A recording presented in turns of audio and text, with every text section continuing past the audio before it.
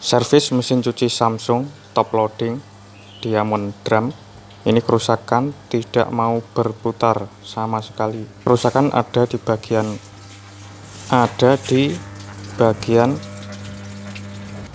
dalam ini. Fanbladnya, periksa apakah ada kain yang terbelit di sana. Ini setelah selesai servis, mesin cuci sudah bisa hidup kembali.